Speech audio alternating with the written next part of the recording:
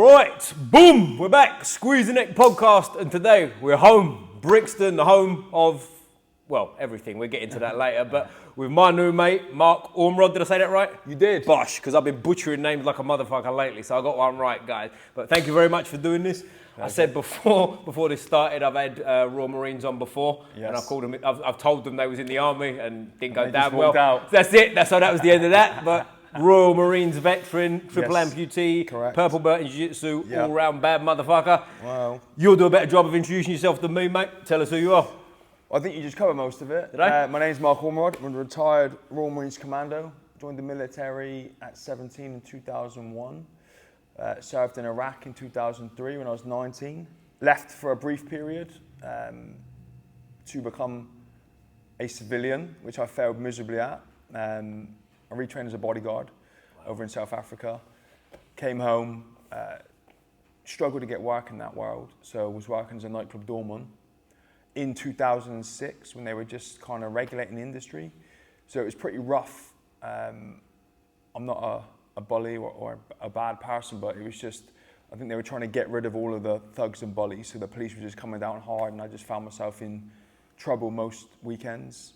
I got to a point where, you know, I didn't like the direction things were going, so I rejoined the military 2007, and then went straight out to Afghanistan early 2007. So it's been a bit of a roller coaster of a life so far. Yeah. I'm only 41. I feel about 91. Is that right? Yeah, you fitted about 4 lives into one, though, haven't you? I know it's been nuts, but yeah, I joined the military early, straight out of school, because I mean there are a bunch of contributing factors. I was born in the 80s, raised in the 90s, big fan of Arnie and Stallone and all those guys.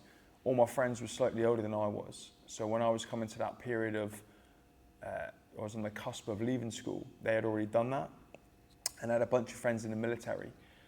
And when they came back to the UK on leave periods, I just liked the conversations that we were having, you know, about the fitness tests they did and the guns they got to play with and the tanks they got to drive. And they always appeared to have money. I mean, to a 15-year-old, anything more than 30, 40 quid back in the day was a lot of money. Rich, yeah. Yeah, and they're always driving new cars and all this stuff. And I was like, right, I've got this thing here where I love these action movies, and I got these friends that are out doing these action-oriented jobs. And I had started training as well at 13 as I was competing as a kickboxer in a Muay Thai. And it all just kind of mashed together when I sat and thought about it. You know, at that pivotal age of 15, right, where you got to think, you know, am I clever enough to go to college and uni, or am I just going to have to jump into the world? And if I do jump into the world, I need a plan. And I just kind of merged these things of kickboxing, Muay Thai, the movies, my friends, and I was like, right, I need to give that a shot. Yeah. You know, so I went down that road and joined the military. But originally, funny that the way you introduced this was saying how you've spoken to Royal Marines before and referred to them as being in the army. I originally went to the career centre to join the army. Right, okay, Yeah, cool. I'm sorry, just out of pure ignorance for anyone that doesn't know, like I was when I first spoke to Barry and I said about Army and he corrected me 75 times. Okay. What is the difference for anyone who doesn't know between Army and Royal Marines? So the Royal Marines are very similar to the Army, but we're just better. No haters. That's Better looking, I've heard in the past. That was the word. That was what Barry said. No, in all seriousness, so the Royal Marines are trained to deploy anywhere in the world by any means at any time. Okay. And so what I mean by that is we can operate in the woodland, the jungle, the desert, the Arctic, by sea, by land, by air, which is what appealed to me about them after looking at the Army. You know, and the Army's great, and they've got some really, really great regiments in the infantry world. The issue I found as well with the Army is if you specialised in one thing, like if I wanted to be a vehicle mechanic, for example, in the REME, that is my job. In the Royal Marines, if you specialised in something, and we have, like the Army do, we have all the cool stuff like the snipers and all that, but we also have, you can be a chef in the Royal Marines, for example, right? Right. Or you can be a pay clerk, which most people don't expect. The difference is that in times of combat, you always revert to infantry in the Royal Marines. That's interesting. Okay, I didn't know no matter that. what your specialisation is, when you go to combat, you revert straight back to being an infantryman if it's needed. So I just thought to myself, this is like the ultimate test to me. You know, I mean, I can go in there and you know, arguably it's the longest and hardest regular forces training in the world. So when I did it, it was 30 weeks long. I think it's somewhere like 36 now. Right. And that's if you do it in one hit.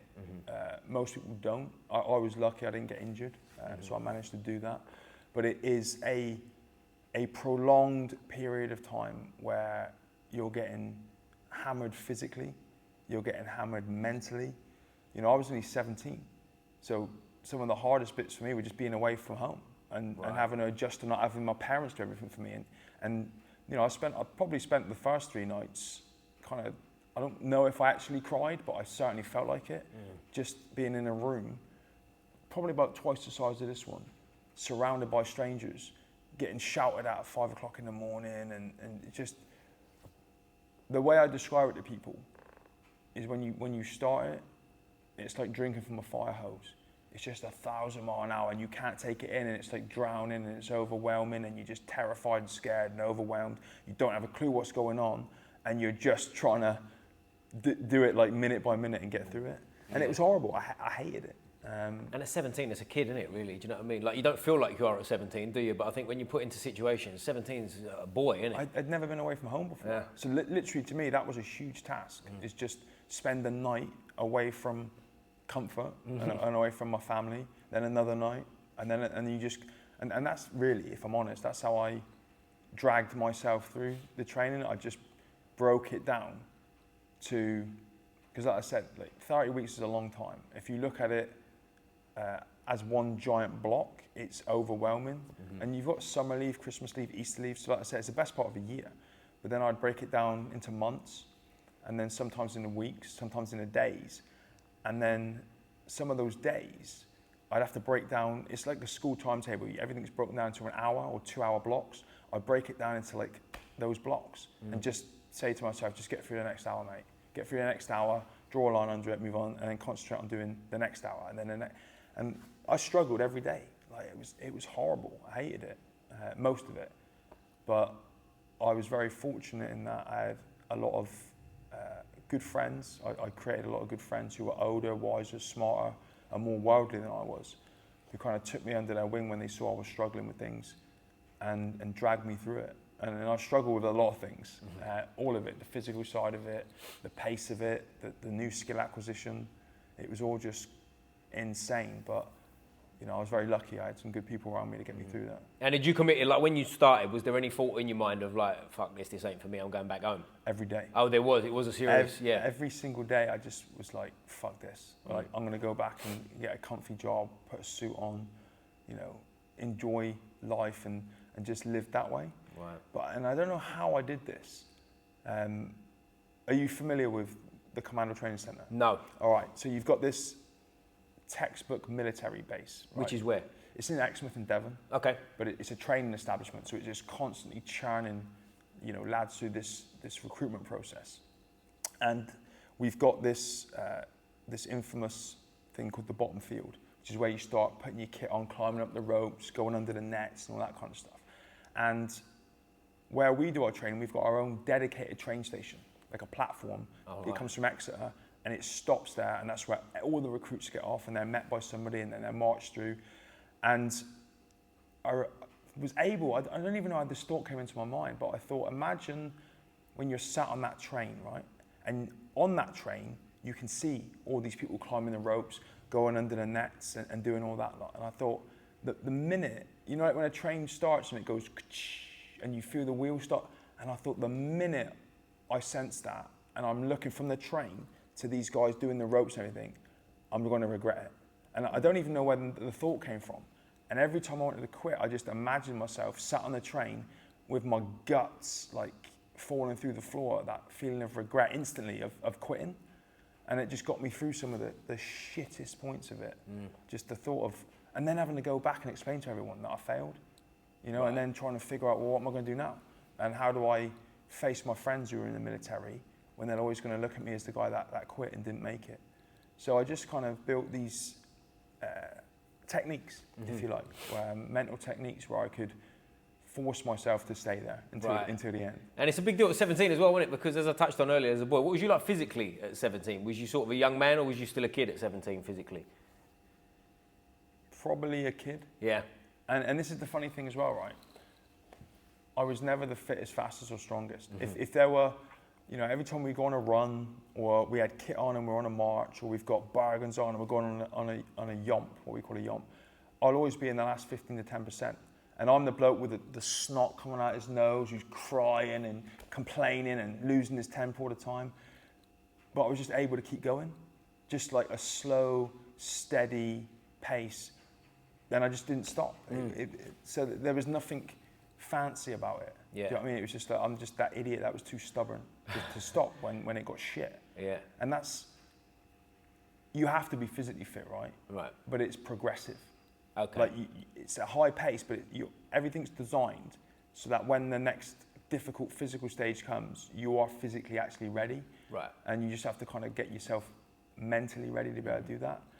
And it was fascinating to me as a 17-year-old to watch men who were bigger, stronger, more muscular, more capable,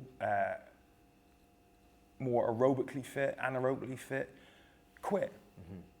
Because they couldn't mentally just go, I'm going to just push through it. Especially when they started getting cold and wet and hungry, in other parts of training that weren't so physical. When you're spending 3, 4, 5 days soaking wet, shivering at 2 o'clock in the morning, wondering what the hell you're doing. And there were certain times where you're on what we call exercise and you're in that situation, but you're in populated areas. So you can see civilian houses with the lights on, and you can watch it. I remember walking through one place, we're all marching from one point to another. We were going for 8 miles or something, and with huge weight on our back, walking through a street, and I'm looking through the window and people are watching telly, and I'm like, shit, what am I doing? I want to go in that house and have a cup of tea and just watch telly with them. Yeah. But I was able to just, mentally keep visualizing myself and that horrible feeling of quitting when the fitter, faster, stronger guys couldn't do that. Yeah, that's mad, isn't it? And what was the state of the world like at that point when you're doing this training? Was there a war going on? No. Right. Until the end of training. So I joined in February 2001, passed out in November 2001. Oof. And obviously September 11 happened that year. So that was interesting because I turned 18 at that point. My birthday's at the end of July. So I was a young 18-year-old on the cusp of getting my Green Beret and finishing training. And then we see 9/11 happen. And at 18, you're pretty dumb. You don't think you are. You think you know everything. You think you're a tough guy. You think you're worldly, but the reality is you're not. And I remember not knowing what to feel or what to think, because we were in the cafe on camp. We were coming towards the end of training, so morale was pretty high, and we were all out just getting a slice of pizza between we were doing all the marching and everything, so just between marching periods. And we all saw this happen on telly. And I remember kind of looking out the corner of my eyes at everybody, thinking, how am I supposed to react here? And they all kind of reacted. It's almost like in that movie Jarhead, where they're like, yeah, let's fucking go. So I was like, okay, right, we're supposed to be excited, cool. Yeah, let's fucking go. When really I was like, well, I don't know what, because this is America. Do we get involved? Because, even I didn't understand politics, geopolitics, or any of this stuff. And I'm like, well, I don't know, do we get dragged into that? So you didn't even know if it was relevant to you at this point, sort of thing? And then I'm like, well, I've just spent the best part of a year being told that you're one of the best soldiers on the planet, so maybe we will get involved because of that fact. And, am I really a good soldier? I don't know. I've just kind of muddled my way through this last year of my life. I don't know if I'm any good, what's it actually going to be like. So it was kind of confusing for an 18-year-old to know what to do. So I just kind of figured it out as I went. And then early 2002, in January, straight after Christmas leave, I got thrown into a pre-deployment training cycle to go to Afghanistan on what was called Operation Jacana. So we did the training, got ready to go, and then they just scaled it back. And I don't know why, but hundreds of us that were meant to go didn't go. And my job then became driving from where I am in Plymouth to either Bryce Norton or South Cerney Airport, dropping people off and picking them up for 3 months. Which is what, is this quite close proximity, is it, where you're talking? Yeah, this is early 2000, like I said. Sorry, I mean the distance to where you're dropping people off. Oh, is this quite local? It's 4 hours. Oh, 4 hours? It's like Swindon. Oh, right, okay. Because, by the way, I'm lost that part of the world. I've never been that far. Yeah, no, it's like from Plymouth to Swindon, it's like 3.5, maybe 4 hours. But, you know, you're 18 years old, you've done this training, you've trained to go, then you've been told you're not going, then you've got to drop everyone else off that is going, and then pick them up and listen to their stories. And I'm like, what the fuck is this shit? Right. Like listening to these guys telling these stories, and I'm like, I want to do that. You know, I got to this point now where I was a little bit, I got FOMO, I think, and I'm like, I want to go out and see what this is about. You know, what was the point in doing all this training? And I'm at the beginning of my career. I got 22 years ahead of me. Let me go out and see what this is about. But I never went, and I just spent 3 months as a taxi driver, just like, just pissed off a little bit. Right. You know what I mean? But you get to a point where you're like, right, and you have to adopt this mindset in the military. Like, it is what it is. Because this kind of stuff happens a lot. And you do a lot of shit, and you're like, what are we doing? Why are we doing this? Right. You know, but you just got to accept and go, okay, cool, it is what it is. Just a very much like do as you're told culture, is it? That might be a stupid question, but is it that kind of thing? Yeah. Yeah, and sometimes you're like, and it always made me laugh, because you question things, and they're like, it's none of your business, it's above your pay grade. But then on the other hand, people are always telling you you're the thinking man soldier. So I'm like, so you're telling me I'm a thinking man soldier, but when I think and question things, you tell me to shut up. And I'm like, what am I supposed to do? So I just kind of accepted it and settled into unit life in the UK, which is pretty monotonous at sometimes. You go on a couple of exercises and do bits and pieces, and you know, I went out and trained in Norway, learned to survive in the Arctic. I joined the boxing team with Baz in 2000, and at the end of 2002, I think it was. And I only did that because it was so quiet for us, and I was so bored of just living unit life. I thought, oh, if I go boxing, it would get me out of here. And it'd only be like 2 hours training in the morning. Wrong, 8 hours a day. Oh, wow. It was like 4 hours in the morning of hardcore training, and then I'd go back for lunch, and then it was another 4 hours after for like 8 weeks. And our coach was pretty much Mick from Rocky, like this old school, like just solid, just no mercy, tough love, just hardcore boxing dude. And I'm like, this is brutal. I thought I was just going to turn up for a bit of exercise in the morning and go home. But yeah, I did that and represented the Royal Marines at the Royal Marine Championships and the Navy Championships. And then 2003 came around, and Iraq became the thing. Right. So we went into another pre-deployment training cycle. And part of me was mentally prepared for them to do the same thing again and be like, oh, you don't have to go now. But we did. In early 2003, I turned 19 at that point, and we did the training.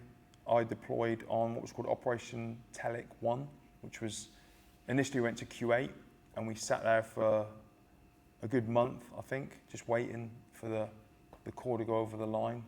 And it eventually came, and I was part of that initial wave that went over the Q8 Iraqi border. Wow. and pushed into Iraq. And that was different, right? Because that whole thing was about chemical weapons, and it wasn't so much like hand-to-hand or, you know, small arms fighting. It was chemical weapons, and it was pretty terrifying when, you know, before we pushed over that border, we had set up these camps and we had dug these trenches, and we deployed with nuclear, biological, and chemical warfare suits and respirators. And you've got to imagine like the heat in the desert. And so every time you heard one of these alarms go off, and it could be a variety of things like a siren or someone bashing a metal tin with a spoon to make you had to put all this suit on. And it's like a charcoal lined suit. So you've got your clothes on anyway. Then you put this charcoal lined suit on top, and this respirator, and you pull this hood up, and you've got to seal everything so that nothing can get in there, and then sit in the desert heat in this trench for however long until they give you the all clear, watching these missiles go over.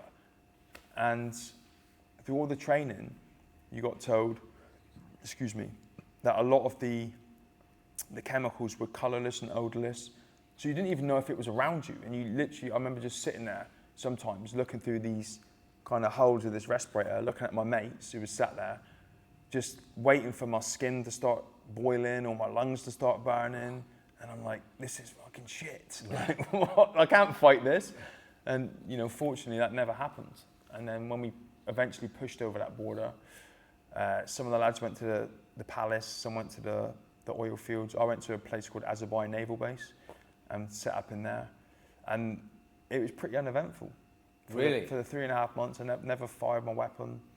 I ended up volunteering to become force protection for an army medical regiment who were always going out in ambulances to protect them, just because I thought, you know, if you're going to get to see anything, maybe that's where you're going to see it, with the ambulances and the medics.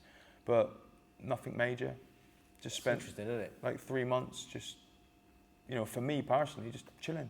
That's mad, isn't it? Because from the outside, like, if you know, at that age, 2003 was the year I turned 13. So, like, you're watching it on the news and stuff, and it's just like, it just seems like bombs going off and like chaos all the time. But obviously, everyone's got different stories. There's another guy I've had in here who boxed as well, actually, called Lex Igwe. I don't know if you've come across him. He was a Royal Marines champion, I believe, boxing. And he's probably a similar age to you, actually, as well. So, shout out, Lex, mate. If this finds you, I hope you're well. He knew Baz and stuff. Okay. And he had different stories about different places. I can't remember them, so I won't butcher them. But like, it's interesting when you hear, like you're saying, it's quite uneventful, because I think a lot of people hearing that will go, "What? That sounds mad," you know? Yeah, I mean, there were things going on. I just wasn't involved in them. Like, Gotcha, yeah. you know, one time I was in that trench, and I saw tragically one of our helicopters went down, and a load of the guys were killed. But that was a distance, and there were some incidents, where other people were killed that I was in close proximity to, but not involved in directly. I didn't see any of it. So yeah, I guess in that sense I was quite lucky. You know, I was away from the tragic side of war and the reality of it, but still didn't feel like I was doing what I had been trained to do. Did you still sort of that FOMO stuff going on, and you felt left out? A little bit, yeah. And me and some of the lads just kept on volunteering for stuff, just to get out on the ground to do our job. And it was, you know, I found it a little bit confusing. I'm like, why have we been trained to, you know, do this job, and we're not being able to do this job? Right. You know what I mean? Like, let me go and do the job. But, you know, everything happens for a reason, and I came back from that tour unscathed and in one piece. And again, just settled back into regular unit life and just waiting for the next thing. And what is regular unit life like? Is it just quite monotonous? Is it a bit like a day job? It's better than a day job in the sense that, you know, normally you turn up in the morning and you do phys, so you go for a run, do circuit training, whatever. Then whatever troop you are in, they might have some training on. That could be classroom based, or they could take you out. We're lucky we live on the edge of Dartmoor, so you might go out and do some navigation. There's a bunch of military skills that you can learn. Sometimes you might end up walking around camp clean, like just doing shite. The other stuff sounded better, yeah. And then, you know, if you have a good boss, if there's nothing on, he'll just send you home.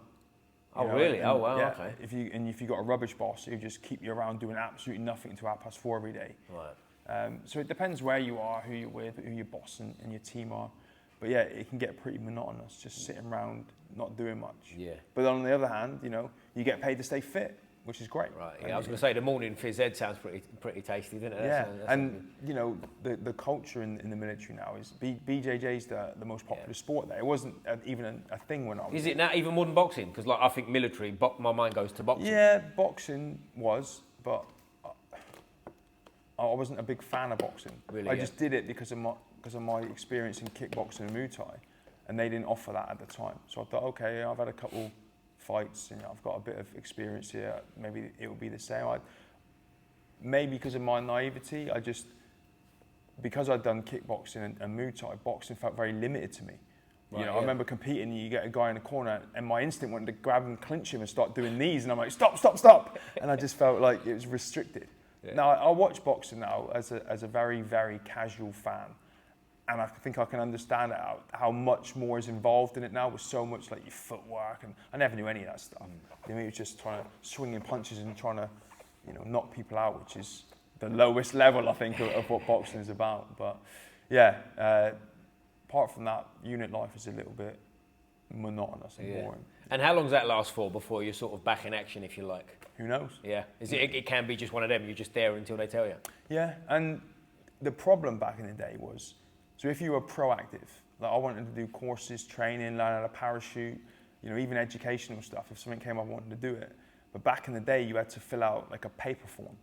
So I remember I put in, I think 4 requests to leave my unit and go to pool, where the special boat service are, as like an attached rank. I wasn't trying to join the special forces at that time, but I wanted to be attached because it looked a lot more exciting. And I'm pretty sure that every time I walked out of my sergeant major's office, he just went, fuck off, and threw it in the bin, because nothing came of it. Now you do it all on computers, and you can take control of your career a lot better.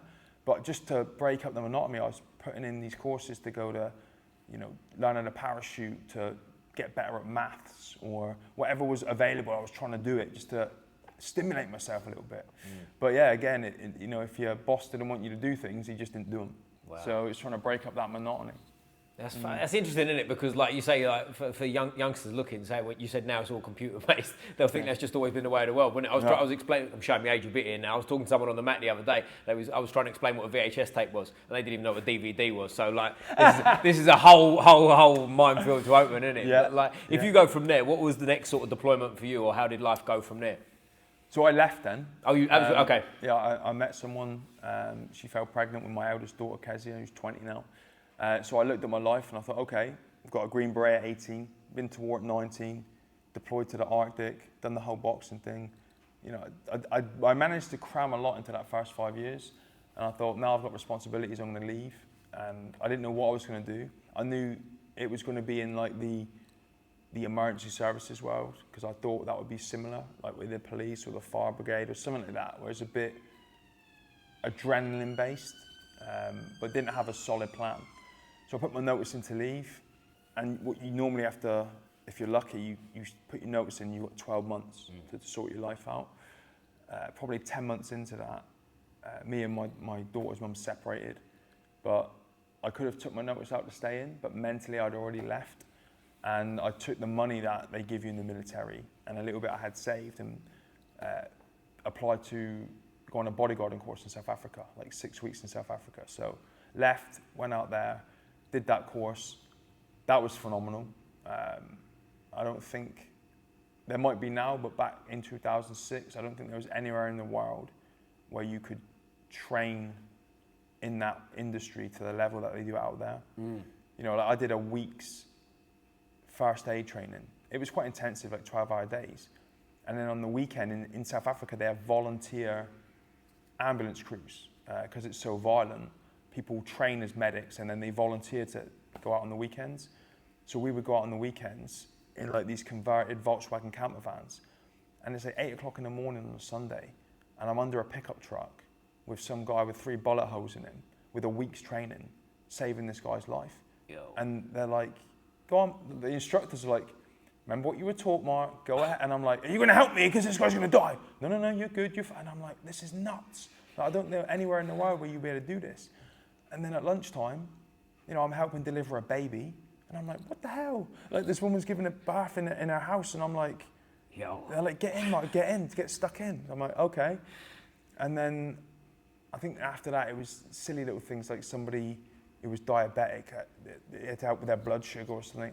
And then to finish the day, this guy got carjacked at a petrol station, and he had a knife in his chest.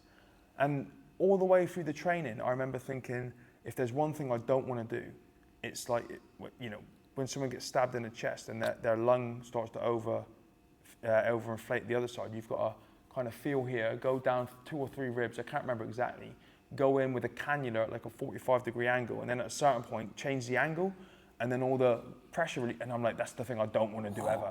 And then I've got this guy lying on the petrol station floor with a knife in his chest, and you have to do that. Luckily, the guy that I was on the ground with was a retired Canadian military guy. He was a medic. So I'm like, dude, you're going to have to do this one, because if I do this man's going to die. And he did it. He took charge of it, saved this guy. But it's like, that's a day. And I'm like, holy shit, this is intense. But then came back from there, started looking for work in that world. Couldn't get any. And it wasn't for the lack of work. There was tons of work. But I was only 21, and I don't think, because I didn't really know anybody in that world, and I was so young, I struggled. So I was working as a nightclub doorman to earn money. Because I'd separated from my daughter's mother. At that point, I was sleeping on a mate's sofa. just scratching around trying to get my life back on track. And I ended up getting in a lot of trouble as a nightclub doorman. Honestly, not through any fault of my own. I only did the job because I'd always felt from a young age that instinct, sounds a bit corny, but to like be a protector. Yeah. You know, I'm not a bully, a thug or anything like that. I don't like seeing people being pushed around and bullied. And that world to me, there was a lot of that, right? Right. But it was being regulated in 2006, and you had to have a license, and the police were coming down heavy, trying to get rid of all of the thugs and the bullies, and I just found myself in trouble all the time. And I just, looked at my life, and I'm like, I'm working for cash in hand, I'm sleeping on a sofa, I'm getting spat on and attacked by drunks. I'm then getting in trouble for this when it's not my fault, and I don't see my daughter or it was just a mess. And in the military, I don't know what the rules are now, but if you'd only been a civilian, if you left and had only been outside of the military for a year or maybe 2 years, you don't have to do all the training again. And so I was about 12 months into that process, and I thought, I'm going to go back to the military. I don't have to do the whole thing again. You just do a fitness test, shooting test, a weapon handling test, and then they CS you, and they put you in this room and cover you in CS gas, and you've got to put your respirator on and all that stuff. And I went back, rejoined, went through those tests, and was back in uniform within about 4 weeks. Oh, quick turnaround, so straight back into the business. You could have done it all in a day. I don't know really? why they spaced it out over like a couple of weeks, but you could have done all those tests in a day, and within a couple of days been back in uniform. I guess there's paperwork and stuff, but yeah, within 4 weeks back in uniform, early 2007, ready to go again. That's mad, isn't it? So like from being on nightclub doors, obviously it's not like the military, but it's still like a violent sort of thing. Was it more, because you said before, like there was a lot of doing nothing when you was actually out in Iraq the first time. Like was that sort of more what you was looking for? What, doing more? In terms of being involved and like the violence around you. Obviously it's different when it happens, but like when you started getting into the door work, was that sort of on your mind, the military training, that you wanted to sort of get your hands dirty, if you like? No, not getting my hands dirty. I've always wanted to, from a young age, I think, test myself. Right. So like when I was competing in kickboxing and Muay Thai, I was quite heavy as a kid. And I don't know if I don't even know if heavy bones is a real thing, but I would, at 15, 16 was competing with men that were like 35 because I was so heavy. There was no my age, my weight. Yeah. And what was you weighing at? What sort of? About 88k. Which is, for a 15-year-old, that's a lump, isn't it? And initially I shit my pants. I'm like, are you serious? Like, there's no way I'm going to compete against these guys. But then my mindset changed a bit. I'm like, I don't even care if I lose. I just want to see if I can survive. And I did all right, actually. I think I had 11 fights in that world. I only ever lost one. But then the same thing was with the military. I'm looking at the Royal Marines and I'm like, I want to test myself. This is supposed to be the longest, hardest training in the world. I want to see if I'm capable of it. And I went and I figured out that I was. And so, on the doors, I never, ever wanted violence. I think it's stupid if you go looking for violence. But there was a test again. I'm like, because everyone's different heights, weights. And I'm like, can I do this job? Because it's very different as well. Like a professional fight in sport, there are rules and there's a referee. But, working on nightclub doors can be very, very violent. And you don't know what to expect. But the great thing was, a lot of the people I worked with were ex-military as well. Right. And that's what I wanted, that camaraderie. I always tell people BJJ is very similar to the community you have in the military because, and this is just my opinion, in the military, you all start on day one and you all go through the same shit. And you all come out the end and you've all got that shared hardship, which is the same as here. You turn up day one and you get battered by a 15-year-old. And then you've got girls tapping you out and your ego's just like, what's going on? But you stick with it and you stick with it and you develop friendships and you learn and people mentor you and then you get a stripe and then you go to blue belt and you're on this journey and everyone else has been on the same journey and you've all had your ass kicked by people smaller than you and and it's brilliant and you develop these bonds through shared hardship. Yeah. And that's kind of what I enjoyed about working on the doors. I didn't give a shit about any of that other stuff. I just like being around good people. Yeah.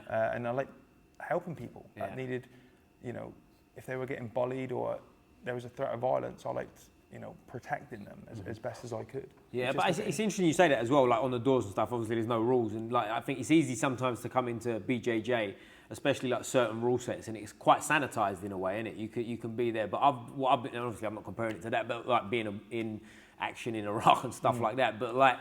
With some of my trusted training partners recently, we've been sort of playing around with that kind of like, you know, if you're in a situation where someone can gouge your eyes or grab your bits and pieces, bite your ear, things like that. And and obviously we're not biting lumps out of each other, but you're just sort of teasing the idea. And it does change the game, doesn't it? It changes the game massively. So if you're on a door as like a, whatever, military trained or not, there's still certain instances where things sort of crop up and you got to go like, fuck me, right? Yeah, it's... And this is what I liked about that, and what I love about this is you have to adapt very, very, very quickly to things. You know, so like one time when I was working on the door, there was some lads play fighting, and you had to go in and be like their mum and go, "Come on, lads," you know, waving the finger at them. You know, it's their nightclub, it's not a playground. Yeah. And on the way out, one of these lads just whacked me from behind, like straight in the nose. And you know what it's like when you see stars and you go, and then instantly your adrenaline's gone, and you're in this situation where you've got to adapt very, very quickly because you're going to get battered if you don't. And in that one particular instance, I just grabbed the dude. I didn't know what I was doing. I'd never trained BJJ before, but I was so disorientated, and like my safety instinct kicked in. I'm like, he can keep punching me, so I just grabbed him until I could see again. And fortunately, all the police came and it didn't escalate into anything. But it's the same I feel with this. You know, I'm sure we're going to get into this at some point, but you know, the way I do jiu-jitsu is very different, I think, to people's. Like, I never got into this traditionally, as in I walked into a gym or a dojo and started and learnt techniques and drills and any of that stuff, because it doesn't work for me. Like half of it I can't do. Before I came up to London the other day, I went to the 6 a.m. class, and they're doing single leg X, and I'm like, okay, cool. Like, what do you want me to do? And I just sat over, and then blokes rotated, and we just flow rode for like a couple of minutes. So I have to completely adapt everything in the moment. And for me, I try to pick up concepts rather than techniques, and figure, okay, why does that work? What's the concept of that? I might find myself in a situation where that works, but I need to understand why. Because then if I end up in a situation and I understand the concept, I can apply it in my own unique way. Yeah. It's very, very different. Yeah, I've had on here, I had a couple of guests on with cerebral palsy, and they spoke about like adapting their game. RJ Neelan, the one-handed bandit, and Ali, the death grip. Shout out, guys. Oh, death grip. We've competed, me and Ali, we trained together. Oh, did you? Yeah, brilliant. Recently got his purple belt. Congratulations, mate. Great guy. Yeah. And they spoke about adapting things and how it is in certain positions. But what was really interesting, and I'm assuming you're cut from the same cloth, is like RJ Neelan especially expanded, both of them, but RJ in particular really expanded on it about how his mindset of like no excuses. You just find a way. Do you know what I mean? And I think you touched on it there where you said you just single leg X, it ain't for you. So just do something else. So I can't turn up to classes because a lot of it is irrelevant to me. So how I got into this was so the guy, his name's Sam Sheriff. He was the first Brazilian Jiu-Jitsu black belt in the military in the UK. Whoa, okay. But he trained, and he was a physical training instructor, and he fell in love with the sport, and he started shouting and screaming to everyone about it, and no one was really listening. And he was the head of Royal Marines Unarmed Combat, so he started sneaking it into the syllabus a little bit. And then it came to one point where the physical training instructors, they have to go in front of the big boss and pitch for funding for their chosen sport to integrate it into the military. And he told me this story, and we do talks together and everything. And he said he was in there with a Royal Marines officer, and this guy was pitching a sport called Zapcat, which is, I think, speedboat racing. Okay. So you need boats, fuel, insurances, and it was like hundreds of thousands of pounds. And then it got to Sam, and he's like, he pitched BJJ to the boss, and he's like, how much is it going to cost? He went, nothing. Doesn't cost a penny. Just give me some mats, some grass, some sand. We can do it in uniform. If you want, we can get gis. They're not that expensive. And he said, this sport is going to cost the Royal Marines absolutely nothing. He went, yeah. He went, you got it. Yeah, you win. So we started implementing it, and then all the lads started falling in love with it. And I met him in Royal Marines headquarters, and it was probably, so your red matted area, a little bit smaller than that. It was a squash court. That you just put mats in on the floor and the wall. no windows, nothing. Took me in there and introduced me to BJJ. And I didn't know, because I didn't know what it was. And when is this time-wise? What sort of year are we talking? I started training in 2017. Right, yeah, okay. So I had tried Japanese Jiu Jitsu when I was a teenager. And I thought, you know, initially I thought, how am I going to do this? Because it's like wrist locks and getting knives off people. And I remember doing jumps and rolls, and I'm like, I can't do any of this. But then he said to me, no, this is different. This is a ground-based grappling system. And I don't do it with my legs on. So I was like, okay, cool. I'm already halfway there. I'm on the ground. Like, teach me what we need to do.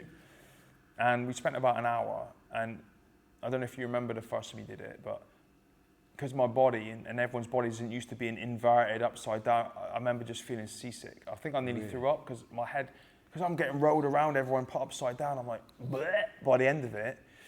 But I loved that he had given me back that gift of being in combat with another man, where your heart's racing and your lungs are burning, you're panicking and your adrenaline. Because when I was injured and I was laying in the hospital, I thought that was out of my life forever. That, you know, what I got, whether it was in military combat or competing in kickboxing or whatever, I thought that had gone. And I all of a sudden had that back and then fell in love with it. And, you know, over the weeks he started adapting techniques and telling me what's what, and I started learning a few things. And, you know, when was that, 8 years ago? You know, I still get my ass kicked constantly, and I'm not very good at this. I try my hardest, but it is rough, and I'm not very good. I just keep turning up and trying my best with it, you know. But that's it, right? That's the old saying, isn't it? Is the black belt's the white belt who never gave up. Right. And it range. The more experience I get, the more true I find it is, because you see people come in all the time, don't you? Like the, you know, big, heavy, athletic. They've got talent and stuff, but then, listen, over time they fade out, don't they? Do you know what I mean? Because it's tough. This is exactly like what I was saying with the Royal Marines training. Yeah. Like, it's just a case of keep turning up and keep doing and put one foot in front of the other every day. And eventually you're going to get there, right? Yeah, absolutely. And with jiu-jitsu as well, like my background was boxing too. And like when you know what it's like when you start striking, there's a period of time where you just got to get the fuck beat out of you, you know, whereas jiu-jitsu is a bit more of an environment where you do learn, right? So you can come in and it is a bit more welcoming. Like if you'd have turned up at a boxing club that day, everyone looks at you like, who's this guy? Yeah, exactly. And it's a bit like, all right, mate, you know, hit that bag and maybe we'll get you some sparring and I'll see you next week. You know what I mean? It's not the same sort of like teaching environment. But like if we go back a step like to the military and stuff and like obviously your injuries and stuff like that, what happened then, mate? Can you tell us about that? So when I rejoined in 2007, Afghanistan now became the main focus. So I joined a unit, 40 Commando in Taunton in Somerset, and went straight into a pre-deployment training cycle again. Now this pre-deployment cycle felt very different to the ones I'd done before, which got me thinking maybe this deployment's going to be different. Because like I said, Iraq for me was uneventful. It wasn't disheartening, that's the wrong word, but I'm like, is this what? And then when I started this new training cycle, I'm like, oh, this is different. This is kind of what I was imagining we were going to be doing. So we did about 3 or 4 months traveling around the UK, doing all these different training serials and everything, and then eventually deployed on the 7th of September, 2007. And I was supposed to be there for 6 months. Flew into a place initially called Camp Bastion. You spend a couple of days there. It's like a giant airfield, pretty safe. You've got to acclimatise your body to the heat in the desert again, prepare all your kit and equipment because it operates differently in those environments. And then after 4 days, I got flown out to a place called Forward Operating Base Robinson, which was in Helmand Province. Now, this was completely different. Everything from where we were living to what we were doing. Do you know what a Heskel barrier is? No.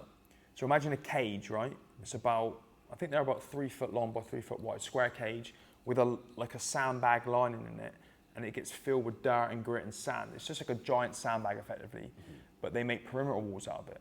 Right. So it's like Lego, and it's a ballistic wall. If you're lucky, where you're living, they'll stack them too high. And so you're probably just your head above, but most of the time it's just waist height, right? Just this ballistic wall. And you're living inside it in Helmand Province, where you're just getting shot at every day. Bombs are coming in, mortars, rockets. You get crashed out of your bed at like 2 a.m. to get into a firefight. It was completely different to Iraq, but what I thought war was going to be like. So for those first 3 months, we were going out on foot patrols and, you know, conducting missions and operations. We were getting in firefights when these guys were attacking us, and, you know, running around in your underwear sometimes, just like with a helmet on in your pants, just like just getting into these firefights. And it was nuts. It was intense. Constantly, like, your adrenaline's at like 75% all the time, because at any moment, there's no warnings to any of this. It's just like you can hear like the whistle of a rocket coming in. There's no alarms, or you just hear gunfire open up, and then you're just into a fight. So it was very much what I expected war to be like. And then on Christmas Eve, 2007, me and some of the lads were called up to our headquarters compound, and we were given a brief on our next foot patrol, which we had done, you know, a handful of times before. And we went and got all of our kit and equipment ready. We went back to the headquarters compound. We formed up by the rear entrance of the camp, and we got ready to leave. Now, the idea of this patrol, it was very, very low level, like basic infantry style soldiering. And in its most simplest terms, they were going to make us walk out the back door of camp in 2 groups, 8 men in each group. One go north, one go south. We got told to patrol the immediate perimeter of the camp, pushing no more than 300 meters from the perimeter wall, then meet at the front entrance of camp and finish up for the day. So in terms of what we've been doing, which was, you know, go out for 6, 7, 8 hours, find an enemy location, enemy weapon cache, go help these civilians, whatever it was. This was very, basically, go out the back door, come in the front door, easy. So they opened the back door. I was second in command of the group that went north. The other guys went south. We went out, we patrolled, we did what we had done a million times before and what we were tasked to do. About 5 hours into it, we found ourselves at the front entrance of camp, ready to finish up for the day and come back in. And my section were on this high ground called the North Fort. Now, beneath that, as we looked down off this high ground, we could see the base that we were working out of.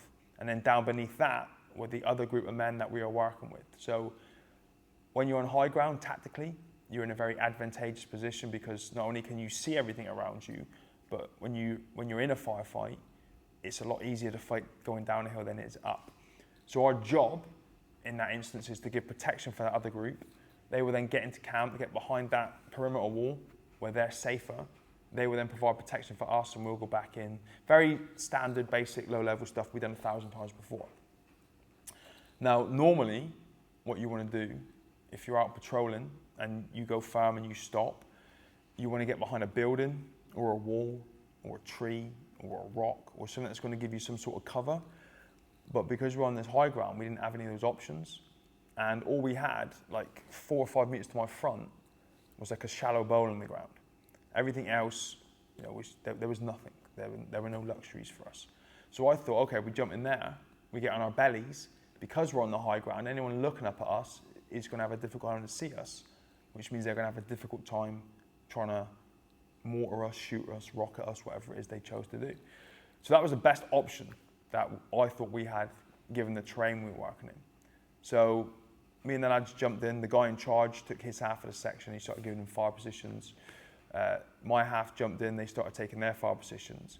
And then when they were ready, and they were happy, and I was ready and I was happy, I started walking over towards a position that I'd selected for myself. And as I went to get onto my stomach, I put my right knee on the floor, and I ended up kneeling on and detonating an improvised explosive device. Oof.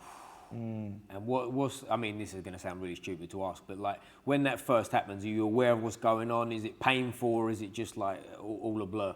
None of it. Oh.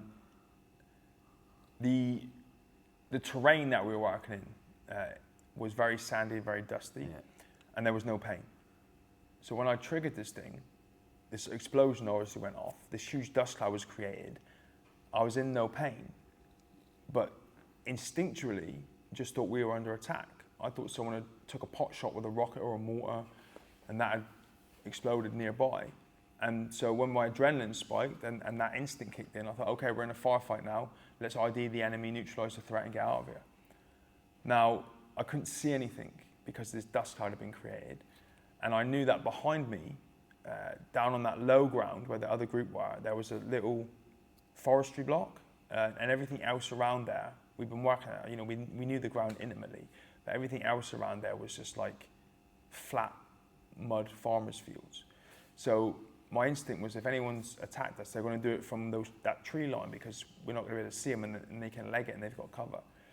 So instantly I remember thinking, turn around and ID the enemy, because when I ID them, all the lads will see, because I'll start shooting, they'll start shooting, and then we can get out and get everyone back safely and figure out what we're going to do.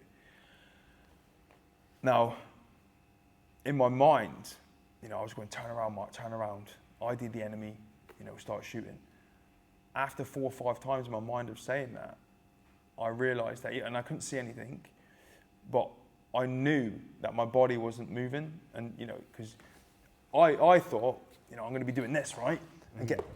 But I just remember feeling like this, and I'm like, why am I'm driving my heels into the ground to turn, and I'm not turning. It was really confusing, and, you know, couple that with the adrenaline and the panic and everything, I just didn't know what. I was confused to hell. So I thought, okay, right, wait for this dust cloud to settle, look around, figure out what's going on, make some quick decisions, and try and get everyone out of there safely. So it got to about this high, and, you know, you got to bear in mind, imagine the biggest adrenaline dump you've ever had, and then just multiply it by 1,000, right? Every kind of instinct that you've ever, it's just like peaked. So, and obviously terrified that my friends might have been killed. So I'm like looking around like a meerkat, just hoping everyone's been okay, trying to figure out what's going on. Couldn't see anybody. I think they'd been blasted out of the area. So I carried on waiting. And then a dust cloud got about 6 inches from the floor, hit the ground and disappeared. And then I looked down to where my legs should have been, and they had both just been completely ripped off from the knees down. Now, it's a very surreal experience. Your body is a phenomenal machine. Like what it's capable of doing is absolutely mind-blowing. But I remember kind of laying there, and, you know, both my legs were in this kind of position, but from here down, there was just nothing. And they had been shredded open, and there was blood and claret and fluid just pouring out of my thighs, but I wasn't in any pain. And I just remember looking, and my brain couldn't process it. I'm like, what am I looking at? Like, why? What is this? Not pain, no fear, nothing. Just confusion, I think. And I probably only looked for about 2 seconds, and then instantly snapped out of it. And I looked over my shoulder to see if I could see anyone. And I saw the section commander, Sean Helsby. Now, Sean, his eyes were like huge, and all the colour had drained out of his face. And so I'm like confused about what I'm looking at. And then I'm confused, like, why is he looking at it? And it all felt like a dream. And so I went to look back to my legs to kind of make sure that what I was looking at was real. And I got to like this position, and I saw my arm like laying in the sand. And it was still attached to my body, but from my bicep to my wrist, it had all been ripped open. The bones in the upper and lower part of my body had shattered into a million pieces. My hand was still in quite good condition. And I don't know why, but I just kind of reached down and I grabbed my hand and I picked it up and I put it in front of my face and I moved it a little bit, and then I dropped it in the sand and just let out this massive scream as I realized that we weren't under attack. I realized in that moment that I had stood on an improvised explosive device. Now,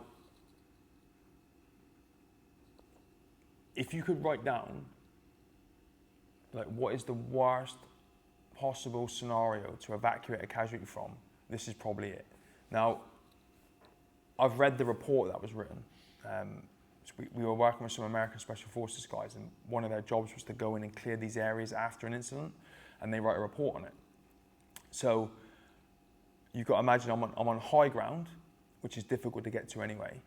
This little bow that I was in was now 12 feet deep by 15 feet around. There were 6 other improvised explosive devices around me. Oh. And I've lost 3 limbs and I'm bleeding heavily out of all 3 of them. It's like the worst fucking scenario you could ever put a casualty in. But those other 7 guys that I was on the ground with, like, were so professional and and courageous in what they did, that they made the situation unbelievably workable. So before you go out on a patrol, every one of us has a pre-assigned task in case this happens.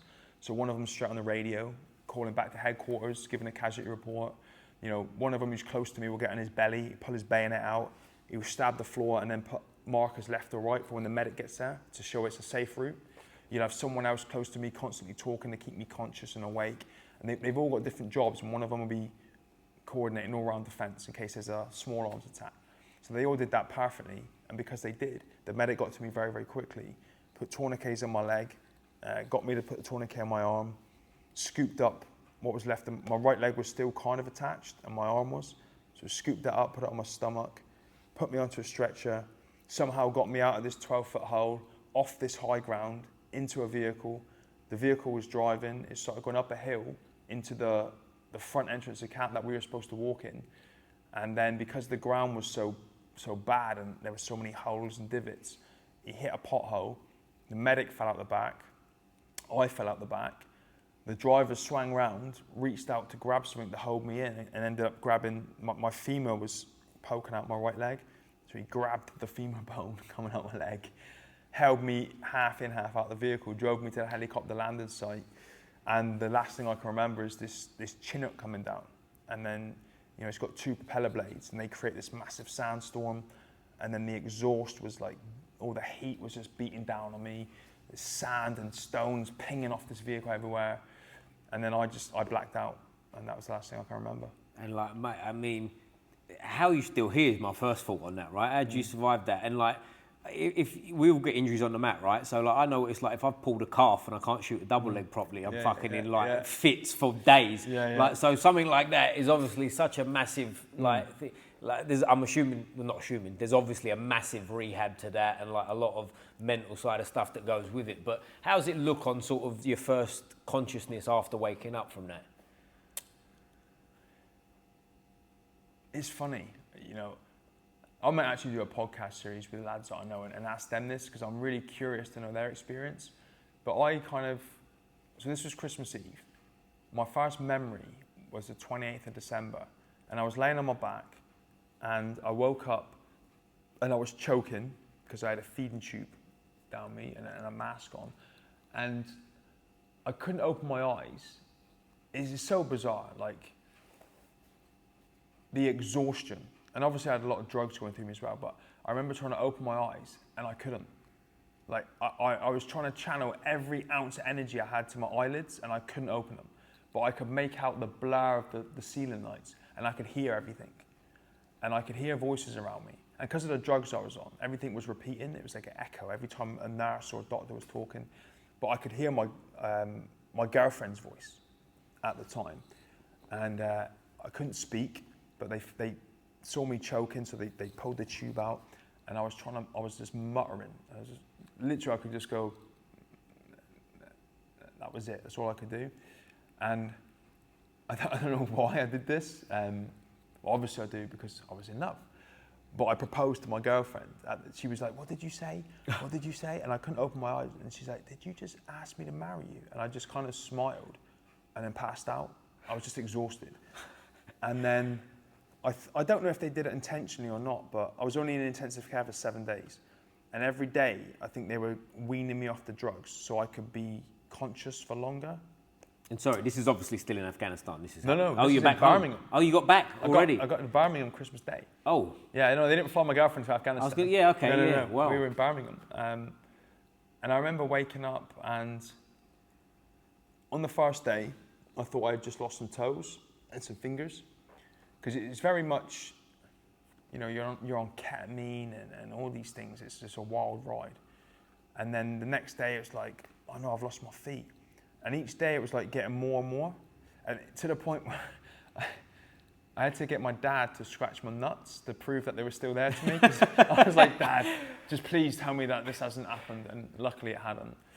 And I remember on day 7, because I used to be right-handed, and I pulled my arm out from under the bed sheet to scratch my nose, which I had been doing for the whole week. And as I pulled it out, I looked and I kind of smirked. And the nurse was like, what's so funny? I'm like, I'm hallucinating, because I've been hallucinating a lot because of the drugs. I went, oh, it looks like my arm's falling off. And she just looked at me. And I was like, okay. Delivery, we're all right. Do you want to go get it? No, it's all right. It's not for us. He's just pushing Okay. buttons on a building. And she just looked at me. And I was like, okay, I get it, right? Now I know. It's like both legs above the knee, right arm above the elbow. I understand the extent of my injuries now. And then after 7 days, they moved me upstairs to, it was called the Burns and Plastics ward. It was like a high dependency ward where it was just on my own with nurses on call. Is this somewhere is it specifically for military or is this open No, to this is the weird thing. Like we were mixed in with civilians. There was a lot of controversy around this because some guys would go onto a standard ward with 6 beds and they've just had their legs blown off and they're across the way from, a diabetic patient. And it was just weird. Because I was high dependency, I was in a room on my own, so I didn't have any of that. And sorry to keep butting in, but where you're, obviously the injuries happened out there and you've come back to Birmingham, are you like not aware of where you are? Is all this kicking in as well? No, I knew. This is what I'm saying, it was weird. Like I just felt safe. I didn't wake up, some of the guys did that, but they woke up like screaming and panicking. One of my mates, who's from Yorkshire, with a thick Yorkshire accent, was speaking Canadian for 8 weeks. He's like, just speaking in a Canadian accent because his medic, I think, was a Canadian. And for 8 weeks, this Yorkshireman's speaking in a Canadian accent, like thinking that he's from Canada. But I just woke up kind of knowing I was safe, knowing I was okay. I don't know why. I'd never felt any panic or fear or anything like that. And then just went into like the recovery process. I only did 6 weeks in hospital. I heal like Wolverine, man. Where my hand was cut open and all the other wounds were on my back, I healed so fast that there was this thing they call it overgranulation, where all the red stuff, like the muscle, and it pops out because you're healing too quickly. So they had to keep cutting these bits off of my inside to keep me healing, which is a good thing, right? Because I'd lost 3 limbs and because I was fighting off infections, you have to do like 6,000 calories a day, but not move. Oof. So they call them build-ups, right? It's basically a high carb protein shake, like ridiculous amounts of carbs, but you need them to fight off the infection as well. So I was just laying in bed, like drinking protein shakes for a couple of weeks. And after about 5 weeks, when I could finally sit up, because I could only use 2 fingers, the physios came in and we would sit on the end of my bed and they would give me like a ping pong table tennis racket and a balloon, and I'd have to work my core muscles because they explained all my big muscles were gone, and I had to retrain all my core, my glutes and my hips and back, because that's what I was going to walk with. But it was horrible, mate. You sit up in bed. You're probably too young to know what a Weeble is. What is that? That name rings a bell. There was these little like figures when I was a kid. They didn't have legs. They were like a ball, and you used to flick them like a little Subbuteo player. Right, okay. And they'd sit back up. And there was this. I think the advert was like Weebles wobble, but they don't fall down. And every time I would sit up in bed, I would just go like a Weeble and fall down, because I didn't have no anchor points. My legs were gone, and so I had to figure all this out and retrain everything straight away to strengthen it, to prepare me for when I got out of a hospital bed into a wheelchair and then eventually into legs. And it was hardcore, like physically and mentally, because just thinking, I massively took walking for granted when I had legs. Like you just walk on autopilot, don't you? Not realizing what your toes are doing, your heels are doing, your calves are doing, your quads, your hamstrings, all these things connected that you never even think about, that are just working in fluid motion. Now I don't have any of them. And I've got to consciously retrain my bum muscles, my glutes, and all these things. And everywhere I walk now, consciously you've got to walk. You've got to look at cameras in the road and people coming your way with prams and steps, stairs, sand, grass, concrete. Like you're always consciously thinking that. It was bizarre and it was hard, trying to retrain and do all that. Like being in hospital for 6 weeks is in itself an ordeal, isn't it? Really, like they're depressing places to be in, aren't they? You know what I mean? But like coming out of that, like what's day one look like? When you're coming home, like you're in a very different reality than when you like went into that hospital. Yeah, and I'll tell you where that hit me. It was while I was in hospital, actually, probably about 4 weeks, where they let me out of a clinical environment, and my family were all in a flat across the road, like in a tower block. And I was obviously in a wheelchair. And they put me in a chair. We went out for a meal. We went back to the flat. And I got in like the communal entrance. I got in the front entrance of the flat. But because my wheelchair was one-handed, you have a wheel, and then you have a bar to go forward and back, and then another bar to go left or right. So it's extra wide, and I couldn't get in any of the rooms in this flat. So I had to like sit in the corridor, and I had to piss in a bottle. And when we had dinner in the evening, I had to eat it on my own. And well, like, so people came out, but I was sat in the corridor. And eventually we figured out, like my dad picked me up, and then they collapsed the wheelchair, put it through a door, and I was allowed to stay in the flat that night. And they did that in the bedroom, and I was with Becky, my girlfriend. And I had only to that point in my hospital room seen myself from here up to shave and brush my teeth in at the sink in the hospital room. And there was a full-length mirror in this flat. And I used to be 6'2". At my heaviest, I was, I think, 16 stone. And I was, you know, without my legs, I think I'm like 3.5 foot now. And because I'd lost the limbs and I was fighting infections, I was about 8 stone 9. And I had a jacket on, and the arm was just flapping. And, you know, if you imagine these are my legs, they're poking out of my shorts. And I looked at myself in the mirror, and I was gaunt and withdrawn. And I spent the whole night crying.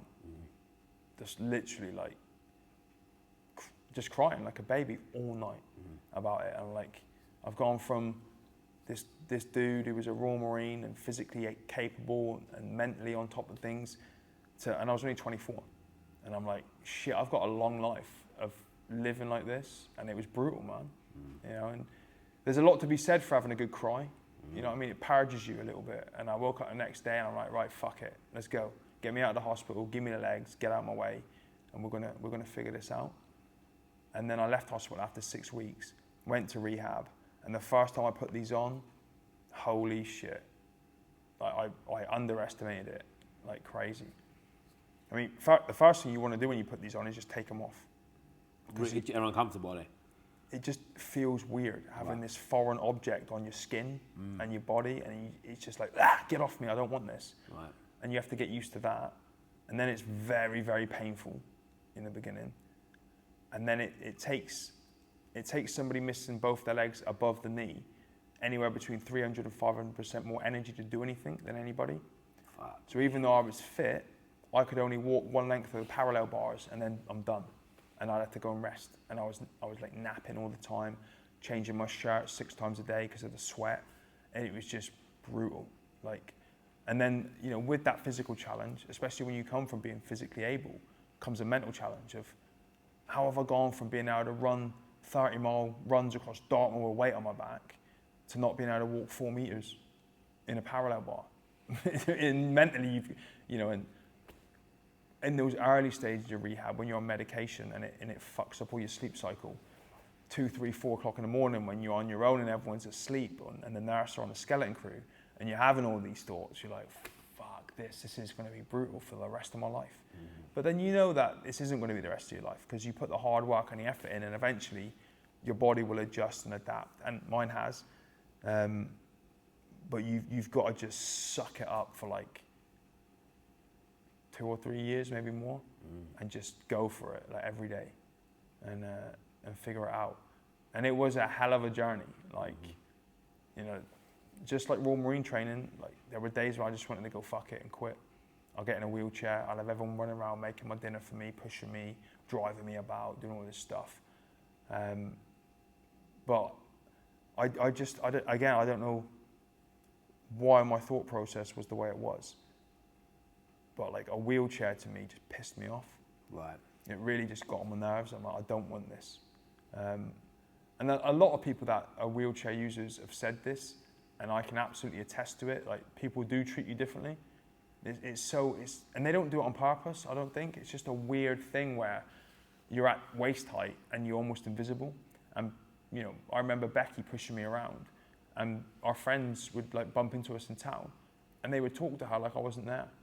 And then she'd go into fucking Primark, wherever girls go, and like put me there and then go shopping. And I'm like, back, come back. Because you can't operate a wheelchair with one hand like you can with two. Right. So you're stranded. And you're like sat there, and it's a huge amount of effort for your shoulder and to just go and try and power this wheelchair, especially if you're on an incline. Right. And so she just dumped me, and I'd be stranded, and I'm like, I don't like this. Like, I'm just sat looking at women's summer collection from Primark. And I hated the way it made me feel. So I just was like, right, I need to be full-time prosthetic user, ditch the wheelchair and just be independent.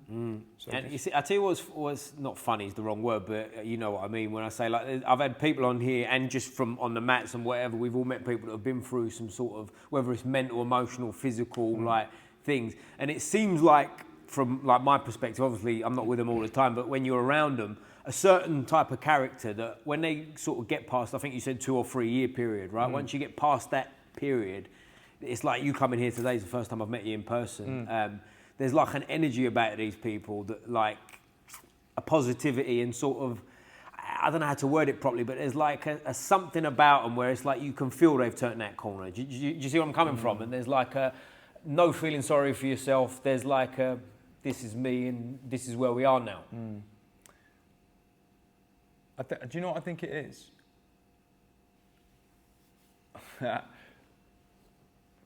We're very soft nowadays, human beings. Yeah. We've got everything so easy, right? So adversity is rare, unless you choose it, like doing BJJ, being a fighter, climbing mountains, running ultra marathons. Unless you choose adversity, most people live a very comfortable life. But when it's kind of forced on you as well, and you've got no choice, you know, I didn't do any of this out of some sort of sense of, I'm going to prove everyone wrong. It was just like, again, like I did in the Marine, like, what am I capable of? What can I do? Because I was the first triple amputee in the UK, and everyone told me that I was fucked, and I'm in a wheelchair for life. And everything that I wanted to do, and they were protecting me, I know that, right? Everything I wanted to do, they told me wasn't possible. But I kind of just knew that it was. And then I come across a guy in America who had lost 3 limbs. He'd been hit by a train, and he was a civilian. He wasn't a military guy. He was hit by a train when he was 15, and he was doing some incredible things. And I just started watching his videos and like using him as a mentor. And I would show my team, I'm like, look, this guy's, look what he's doing. He can walk downstairs, he can drive, he can travel on his own. He's not in a wheelchair. He's swimming, surfing, doing all this stuff. I was like, I want to do this. And you could just tell by the way that they were interacting with you that they were trying to manage your expectations, because they didn't think that these videos were real. But I knew they were. So I just kept pushing and pushing and pushing. And the short version of this story is, eventually I reached out to this guy, said I thought he was phenomenal and I wanted to learn from him. And him and his team invited me to America, out to Oklahoma, to train with them for 3 weeks. So I asked through the military chain of command, and I'm like, look, this isn't just for me, because at this point there were about 15 triple amputees now. There were lots of lads that could benefit from this.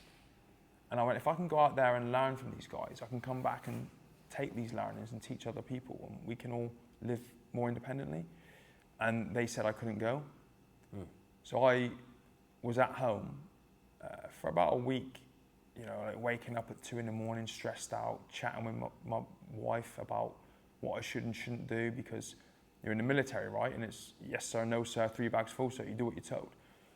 And she convinced me, like, although I wanted to be the good soldier and do what I was told, she's like, that none of these people will be in your life in 10 years. And you've got an opportunity here to reclaim a massive chunk of your independence. So go out, take the bollocking when you get back, and just, you know, it is what it is. So I just fucked off to America on the 9th of June 2009. Even though they said no, I drove up to Heathrow, jumped on a plane, flew out to America on my own. I wasn't allowed to take my wheelchair. I wasn't allowed to take anyone with me. And it was on, I'm glazing over this, but it was emotional. Like, it was physically, it was horrible. I was in so much pain. It was so tough physically from an energy point of view.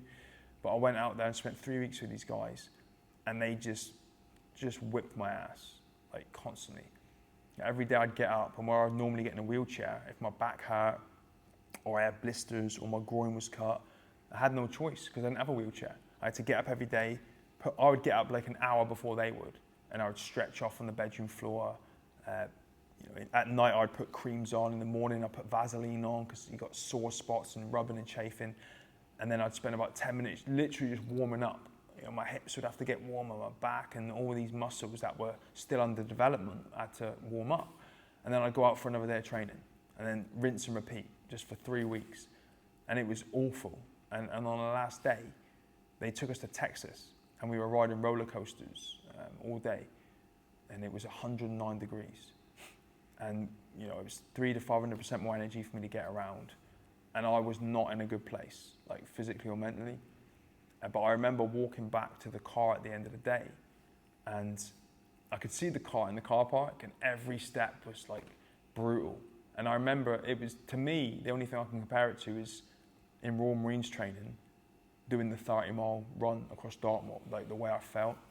And I got in that car, and we had to go from Texas to Oklahoma, and I just passed out. I was done. And then I came home.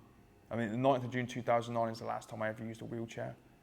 And I came home, and I was just fully independent then. It wasn't pretty. I wasn't at a very high level of independence, but I knew that I could live on my own now. And it was just, again, refining and getting better and stronger still. And yeah, that trip changed my life. Like, I haven't used a wheelchair since the day I went out there.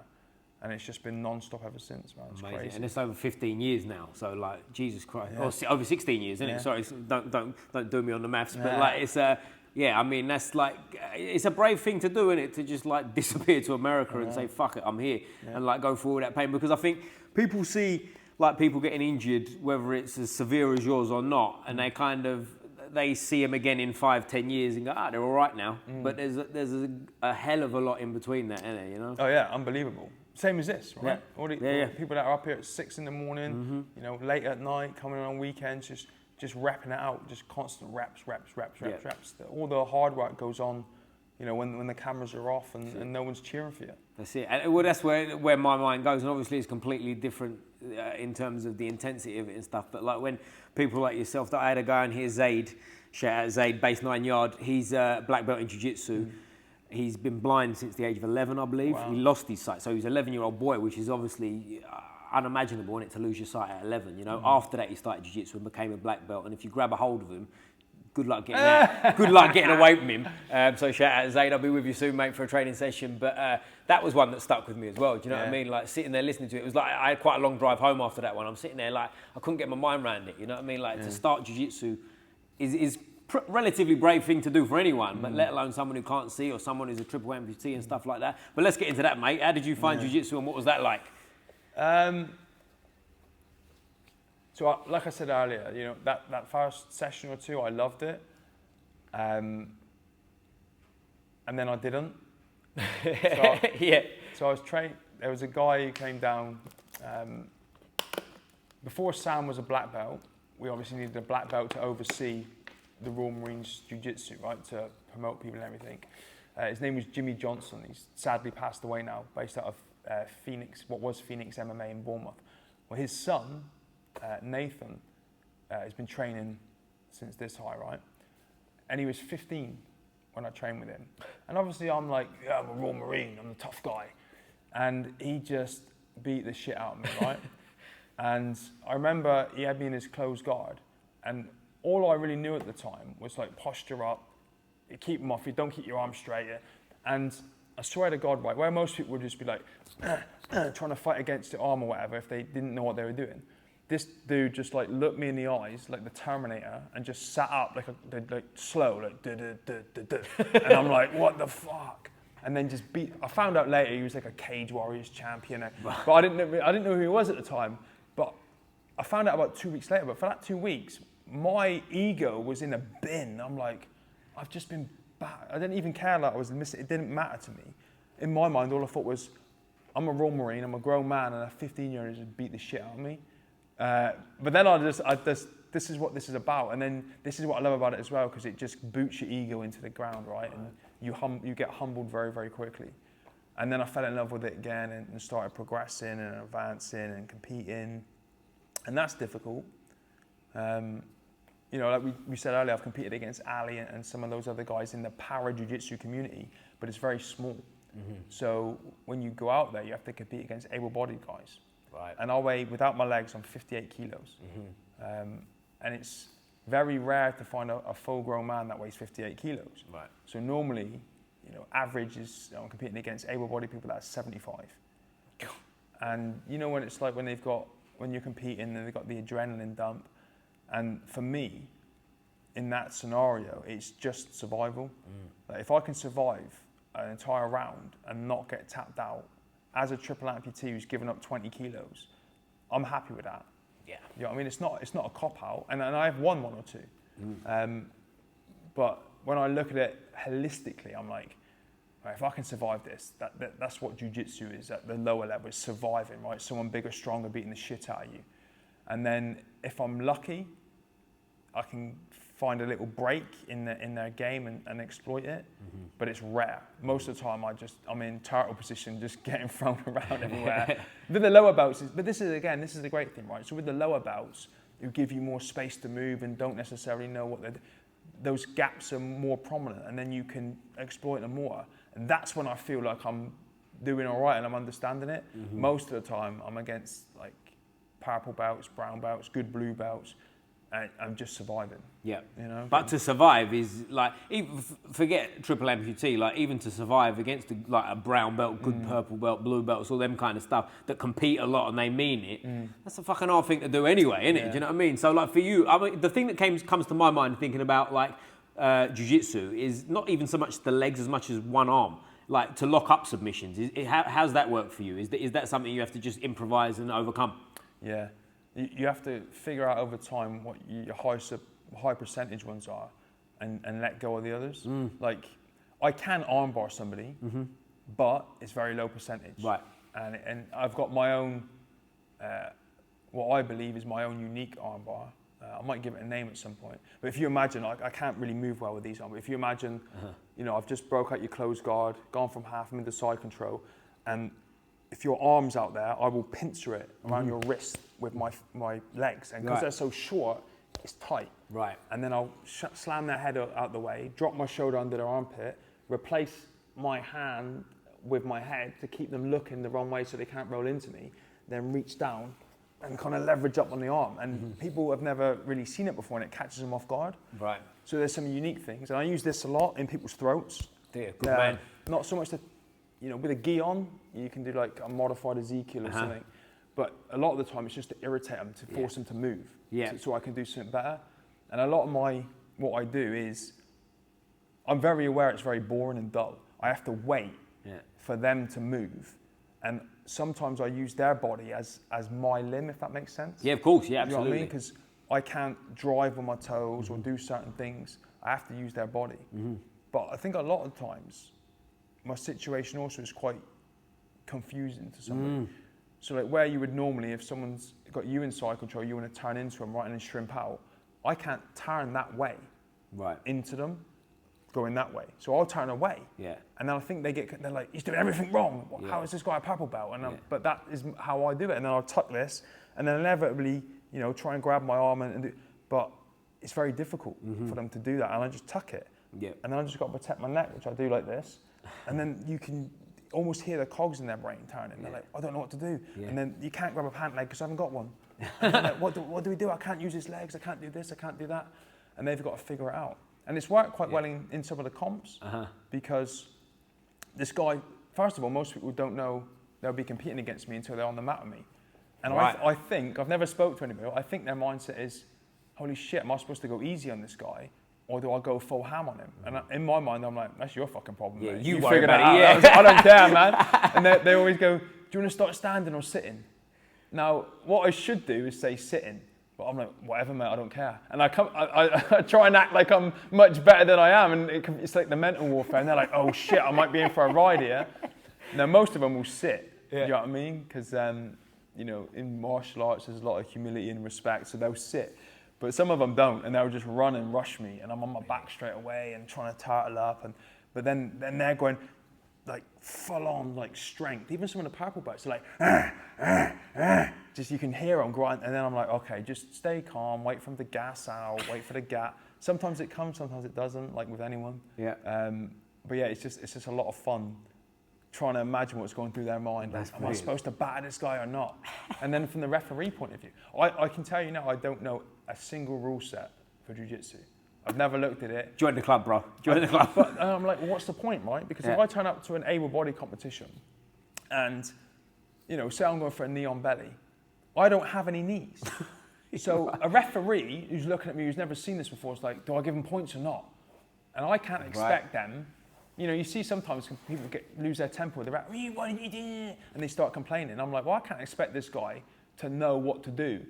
So I'm just like, I don't care. Like, I don't really want to go for points. I want to try and sub people. But if I lose on points, when I think, oh, I should have got that, I'm like, whatever. It doesn't. I can't expect people to know what to do with me. So I just turn up for the experience. Yeah, and it's fun. But there is a whole para community now. We've got a little WhatsApp group. Reorg is a charity that I'm a trustee of. We've got at our opens, we have a para competition. There's a big one in Abu Dhabi. But even that, you know, it's difficult. In any of the adaptive sports I've done, when you are disabled, it's very difficult. So like I said, I competed against Ali, right? We're completely different. Yeah. Like I can move so much faster than Ali. It's not fair for him. But even in his classification with cerebral palsy, there are different levels. Yeah. So he might fight someone else who's a lot more mobile than him, and he does. I've seen it. And he'll fight people that are a lot more mobile than him.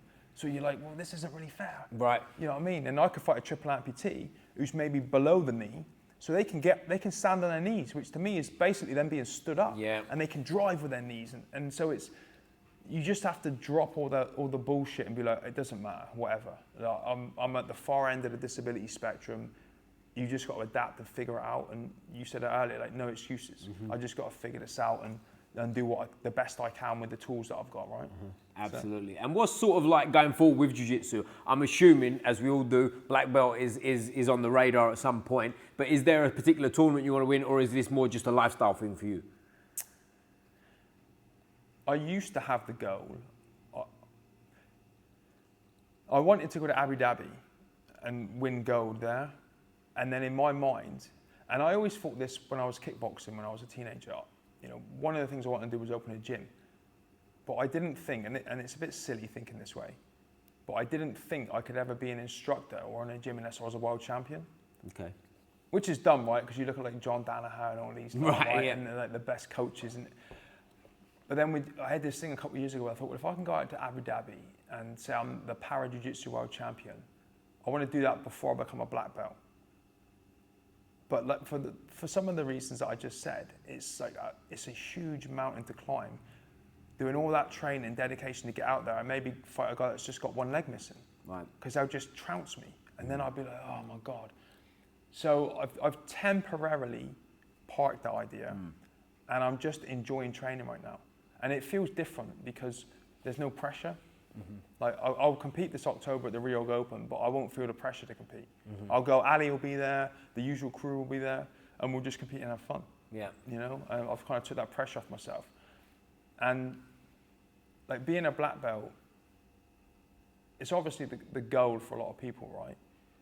But I don't have like a timestamp on it.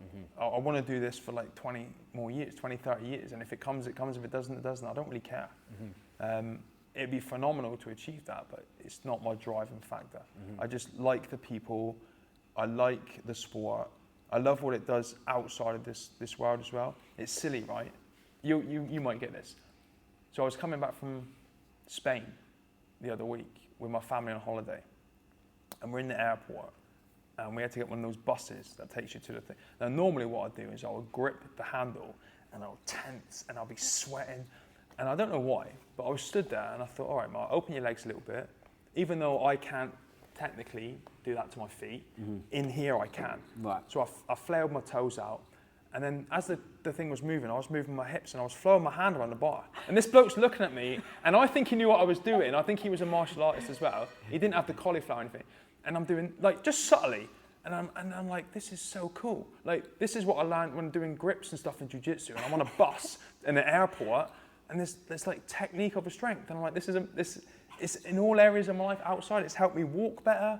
It's helped me, like, drive better because I'm feeling things. And it's not just that. You know, when I was a Royal Marine, it was brute force and ignorance. Do you know what I mean? That's what it was, and strength. And now I'm getting older, and you've got to adapt. It's like, this is great. All this stuff I learned in jiu-jitsu is in my life. You know what I mean? I love it. That's great. cool. That's really cool. I think it's probably a good place to leave it because, like, I can totally relate to like doing weird stuff on buses and in front of people, practicing my game. How you doing, guys? You all right? What's happening? Yeah. But before we finish, mate, I always ask the most important question of the day. I don't know if you've seen any of these, but this decides whether we stay friends or not. Okay. Which football team do you support? I don't like football. Chelsea, very good. Well done. Thank you very much. Nice. Top, mate, I really appreciate it. This has been a fun one. I always finish with a fist up like this. Squeeze the neck. Boom!